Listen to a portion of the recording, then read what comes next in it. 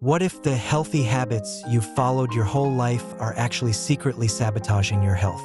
Come on, we all know that person who lugs a giant water bottle everywhere they go. We've all reached for a sports drink during a workout, thinking it was the better choice.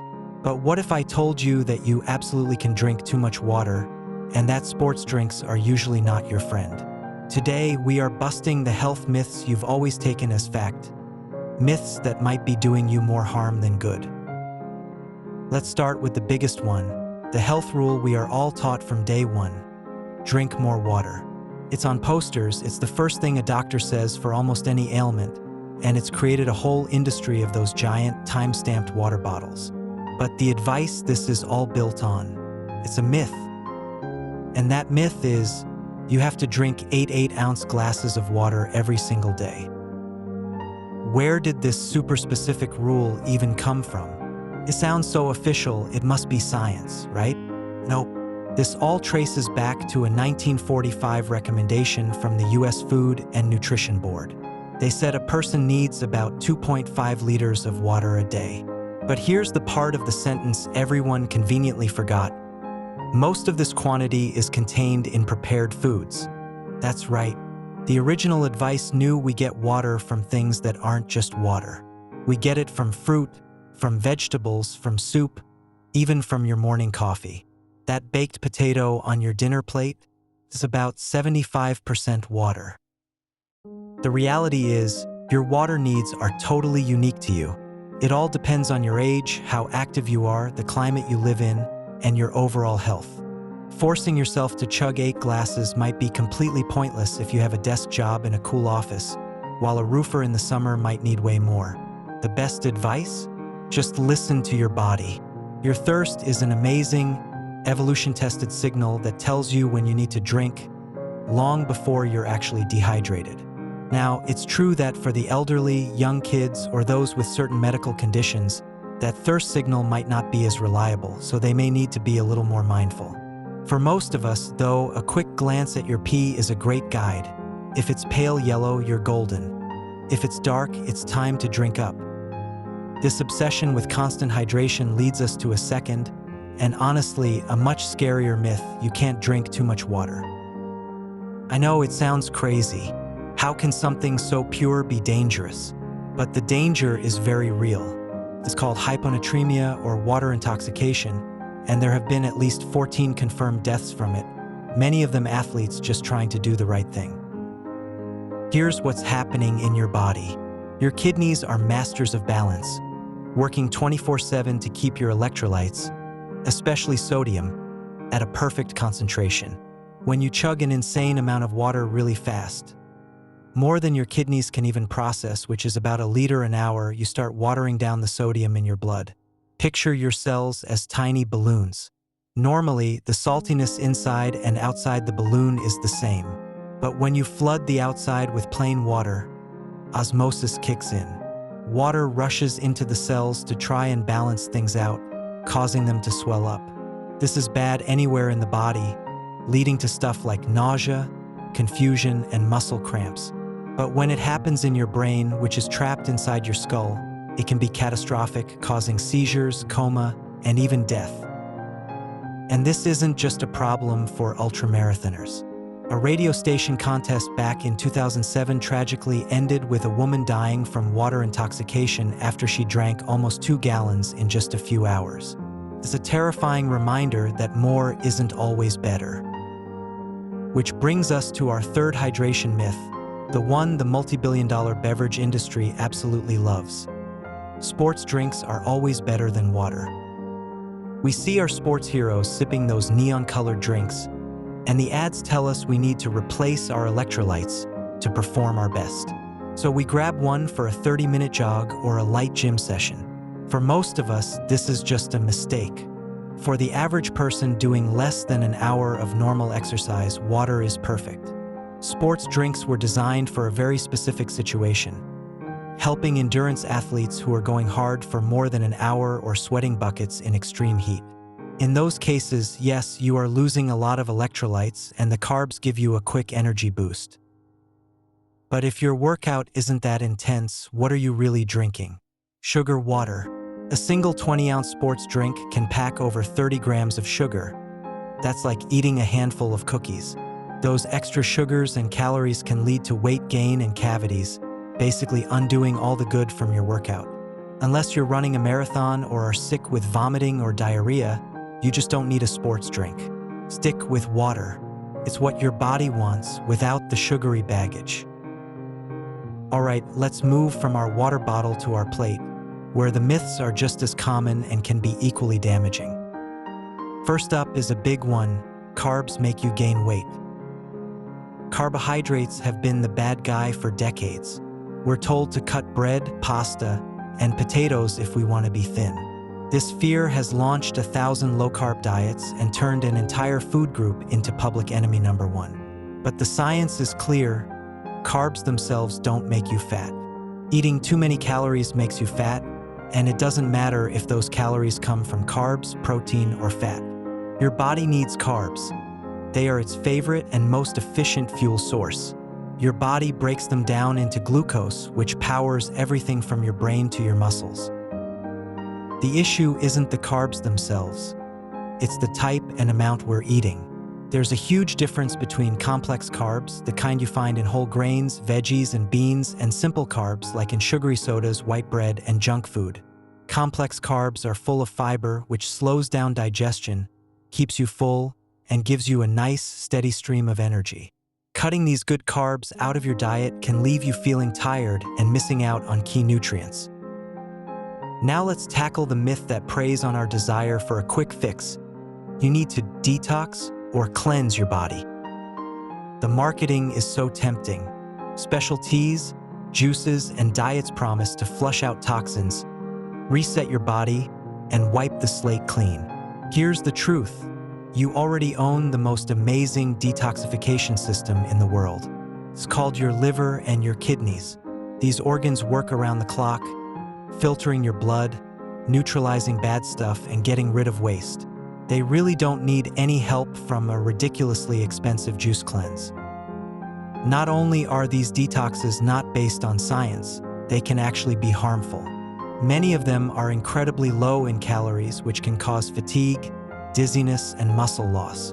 The fast weight loss people see is almost always just water weight, and it comes right back the second they start eating normally again. On top of that, the FDA has had to crack down on companies selling detox products with dangerous and illegal ingredients. Some so-called natural herbal remedies can even be toxic to the very organ you're trying to help, your liver. Instead of a detox, just help your body do its job. Eat a balanced diet, drink water, get some exercise, and limit alcohol. That's the only cleanse that actually works. Our final diet myth is a more recent one: gluten is bad for everyone. The gluten-free industry has exploded.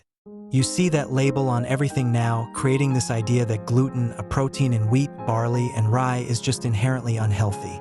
For the vast majority of people, that's just not true. For the tiny percentage of the population with celiac disease, gluten causes a serious autoimmune reaction and has to be avoided completely. Another small group might have non-celiac gluten sensitivity, which can cause things like bloating and headaches. But for the rest of us, there's no scientific evidence that avoiding gluten has any health benefits at all. In fact, cutting it out for no reason could do more harm than good. Many whole grain foods that have gluten are great sources of fiber and B vitamins. A lot of the processed gluten-free replacement foods are actually lower in those nutrients and higher in sugar and fat to make them taste better. Unless you have a diagnosed medical reason from a doctor, there's no need to be afraid of gluten.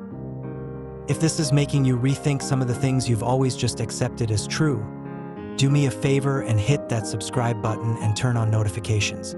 We're all about cutting through the noise and giving you evidence-based health info that can actually make a difference. Oh, and share this video with a friend who might still be chugging sports drinks at the gym. Let's get into one of the most emotional topics in health: body weight. The myths here aren't just wrong, they can be truly damaging to our mental health. The first huge fallacy is the idea that being thin automatically means you're healthy. Our culture treats thinness like it's the ultimate goal, equating it with discipline and health. But the number on a scale is a terrible way to measure your overall well-being.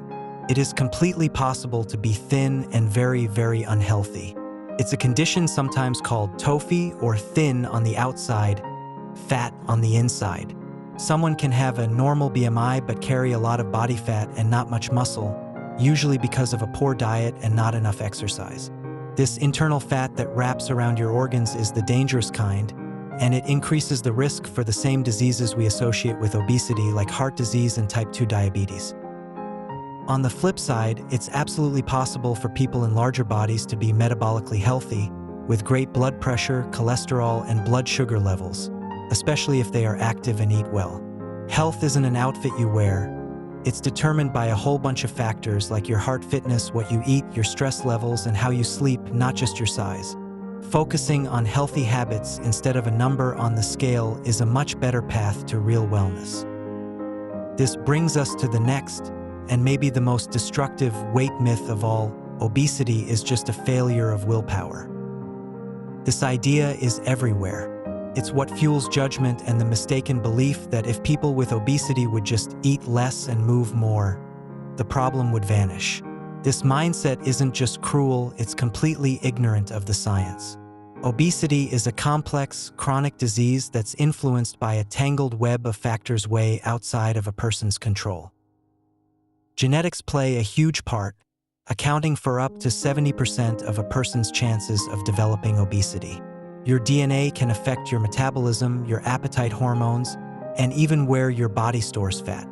Then you have the world around us. We live in an obesogenic environment, surrounded by cheap, delicious, high-calorie processed foods that are constantly marketed to us. Your income and where you live are also key. Lower-income areas often lack access to affordable, healthy food and safe places to be active. And on top of all that, hormones are powerful drivers of weight. Conditions like hypothyroidism or PCOS can directly mess with your metabolism. Even stress and bad sleep can disrupt hormones like cortisol, ramping up your appetite and cravings.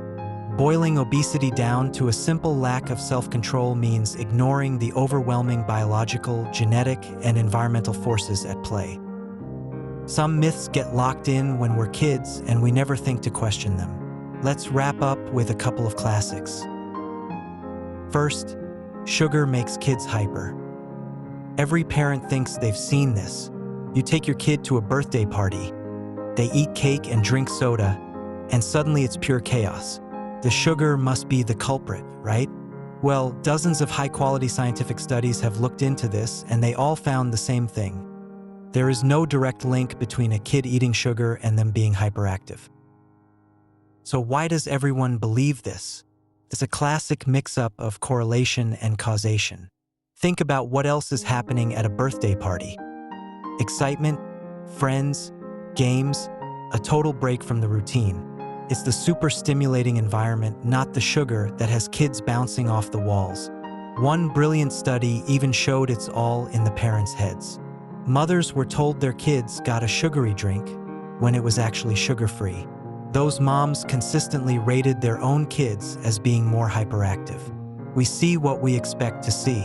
So while there are plenty of good reasons to limit sugar for your kids, like preventing cavities, you can't blame it for their wild energy.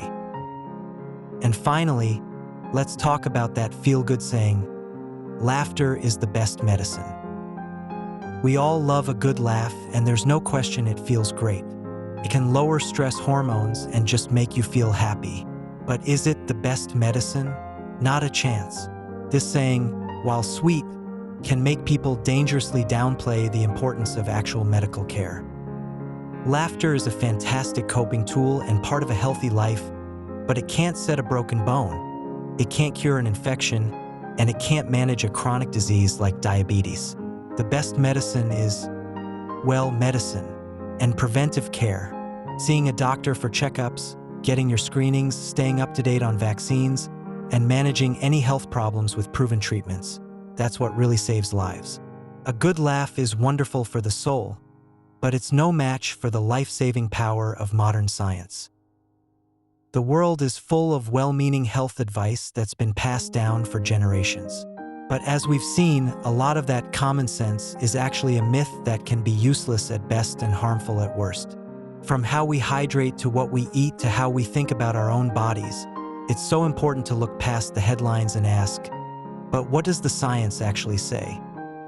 The big takeaway here is to become the boss of your own health. Learn to listen to your body's own signals for thirst and hunger. Aim for balance and moderation instead of wild extremes. And most importantly, get your health advice from credible sources and actual healthcare professionals, not from old myths or catchy marketing slogans. If you found these myth-busting facts helpful, subscribe to the channel and share this video to help us spread the truth. And you won't want to miss our next video where we explore a personal journey in how I reversed my chronic fatigue with diet changes.